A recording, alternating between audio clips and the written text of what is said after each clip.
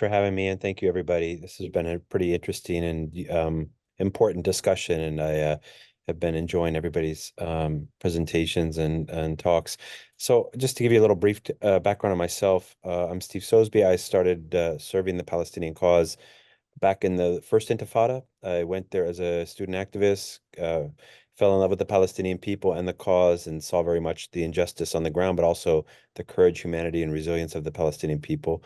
Dedicated my life to Palestinians, went back to work as a freelance writer to share the stories of what was happening on the ground there with the American public, who are, especially back in the first Intifada, extremely ignorant of the realities on the ground there. Things have changed a little bit, especially with the younger generation, as we heard previously, with social media having a tremendous impact in changing and exposing the realities of the situation on the ground. Having seen the need to, I wanted to serve the Palestinian cause in a very positive way and have a positive impact. As an American, obviously, we have limited restrictions, not official, but the most effective way, in my opinion, back then, for me, as somebody who is just a regular person from a small town in Ohio, to have an impact was to start bringing injured kids, getting them medical care that they could not get, getting them for free in our capitalist health system in the U.S., which is significantly flawed. But in the sense of bringing injured Palestinian children, there are ways to get those kids free medical care that they can't get at home, and then started bringing them. And not only was this, in my opinion, a positive way to help these kids, obviously get treatment they can't otherwise get, but also to empower and to get the Palestinian community involved in supporting and staying connected to the cause of serving their people in the diaspora, especially in the United States, where there are huge challenges, and also to expose these kids to the American public through media, through them being present in their communities and people starting to see and understand what was happening on the ground, from meeting these children who are missing limbs and suffering from bombing, gunshot, and other injuries. I then started an organization called PCRF, Palestine Children's Relief Fund. I fell in love with a married Palestinian woman from Ramallah, have two children. She passed away from cancer in 2009. An amazing person. She helped build the organization with me, PCRF, and then moved back and became a Palestinian citizen, have a passport and a Hawiyah ID, and have continued to serve the Palestinian cause in positive ways. And I'll talk a little bit about that because we've heard from the speakers, who are much smarter than me and know much more from a political insight on what the current situation is in foreign countries where, we are supporting the oppression and genocide of the Palestinian people, supporting the Israelis to commit genocide and making it possible to do so. What I'm looking for and what I think I can add value to this conversation, hopefully, is to discuss effective ways right now to have a positive impact and show the Palestinian people on the ground, particularly in Gaza, that we stand with them, that we are not part of this international, I don't want to call it a conspiracy because it's pretty obvious, but the international governments that are involved in committing genocide against against the Palestinian people, particularly in Gaza, particularly children. I think the number one issue that we see on the ground in Gaza is people feeling that the world doesn't value their children as human beings or themselves. And this is obviously true from government policies. So strengthening the Palestinian resolve by showing them our love, compassion, solidarity, and support for their struggle for freedom and justice is part of what I believe our work in Heal Palestine. We started, and I left PCRF and started Heal Palestine on January 1st.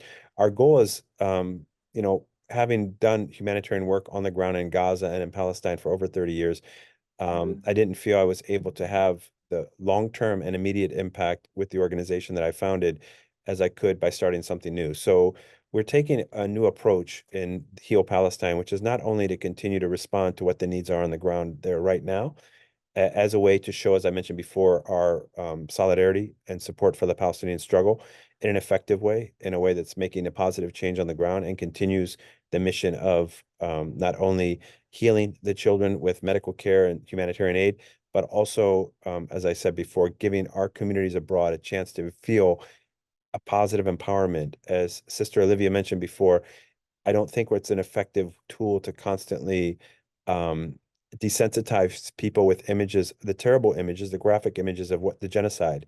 Obviously, we have to see that. We have to bear witness. It's critical for legal reasons, for moral reasons, for political reasons. But in addition to that, we don't want to desensitize our community. So we work very hard to show positive work and a positive impact in ways that people can get involved in serving the Palestinian cause in ways that they feel, from a human perspective and from a political perspective, they're serving this cause in an effective way. And that's why we started Heal Palestine. Now, on the immediate in genocide, you don't have the privilege or the opportunity to really think about the long-term healing of the Gaza children, which is what I started this organization for, is that I believe strongly that the rebuilding of Gaza requires the rebuilding of the lives of these children who have had this terrible genocide being committed against them today. To get to that point, we have to help these people survive. And that's what we're doing right now on the ground there. We're running a kitchen to feed people. We're sending medical teams in. We just opened a field hospital. We're doing mental health as much as that can be effective on the ground there, considering the circumstances. And we're bringing injured kids out. Yesterday, I was in Chicago, and we just brought our 14th injured child to the United States for free care.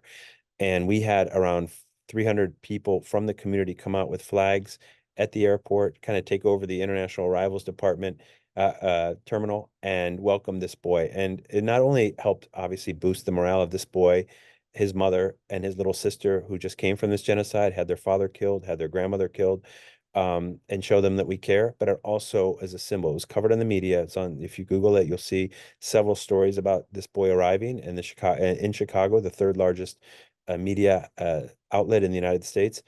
And I think it's a positive way to be effective during this crisis when we're all desperate to show any kind of support that has an impact in a positive way on the ground in Gaza.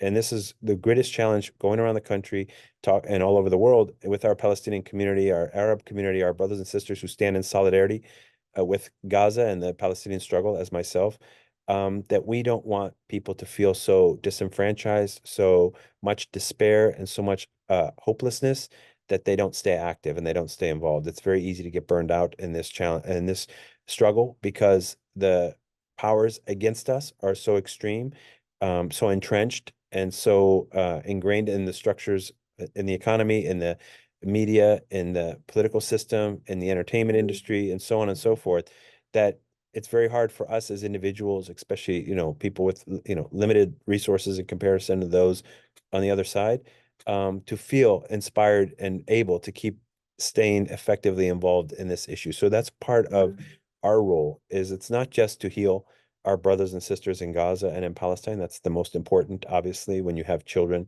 When I say we have 14 kids here, every one of them has some of the most extreme injuries and stories that are beyond the imagination. Even if you were to write the worst horror story of a genocide, you would have a hard time coming up with some of the stories that we have with kids here. We have, for example, a 13-year-old boy and his 5-year-old brother who we had to air flight from Cairo to Boston, and they've been in the hospital for the past 4 months. Their entire family was killed. The parents, the other siblings, and the 13-year-old boy had 60% of his body with third-degree burns, and his 5-year-old brother lost his leg.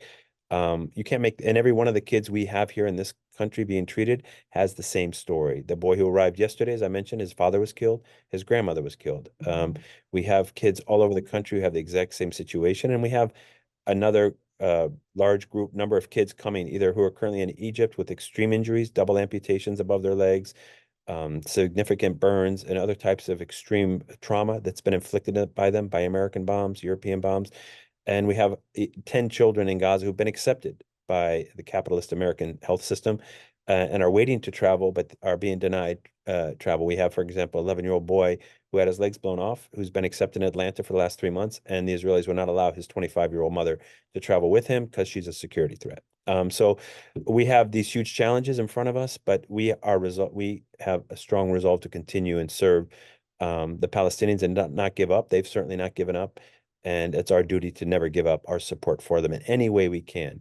The political work that many on this panel have spoken about is critical, and obviously we stand with you. And yesterday, being at Chicago Airport with 300 people with flags and signs of support and keffiyehs, and the Chicago police were there, and they were very welcoming, surprisingly. And everybody who walked by, Americans were, as we heard Professor Yunus even say earlier, the change is significant. People are starting to support more than ever the Palestinian people. It hasn't translated into a policy change, but it will. So this is just kind of my contribution to this panel, which I hope is useful, which is we have to think not only positive ways we can serve on the ground and have an effective impact on the lives of these kids, but to continue and the final part, so HEAL stands for Health, Education, Aid, and Leadership. The leadership part for me is the most important, which is the post-genocidal phase of what we're dealing with. And my 30 plus years of serving the Palestinian cause, I never thought I would have to use the phrase post-genocidal. Of course, Gaza's always and Palestine's always been under extreme hardship as a result of the occupation and ethnic cleansing of Palestine, but we haven't seen a genocide until recently. So here we are in the next phase, the next post-genocidal phase in Gaza. We have the responsibility as an international community, because it's not going to be done by governments, to rebuild the lives of these kids who are missing legs, who are missing parents, who have their entire lives destroyed. And what we believe strongly is that we can do it. We have in our diaspora community abroad all over the world, amazing, talented people in the Arab community, in the Palestinian community, and people who stand in solidarity with love and compassion for the Palestinian struggle. We can rebuild the lives of these kids. We can give them opportunities for education, for therapy and mental health support, for giving them vocational training to get them independent. That's our goal with the orphans and with the injured children, is we want them not to become dependent on governments, not to become dependent on NGOs like ours, not to become dependent on outside charitable support, but to have opportunities to take care of themselves and take care of their families. It's a huge task, but I think it's possible if we unite, if we stay focused, if we don't give up or burn out or become depressed or feeling overwhelmed. Instead, each child can have one mentor, can have one person responsible for that child's welfare, for that child's education, for that child's support. And our organization will make sure that the resources are available for that child and that their mentor to rebuild that child's life to the best of our ability. So that's what my story is about the work that we're doing. Um, I've, as an American who carries a Palestinian passport, has a Palestinian ID, has children who are Palestinian, deeply, deeply honored and privileged to serve the Palestinian cause and to work in this space. And I also recognize how important it is and how critical it is that Palestinians have this leadership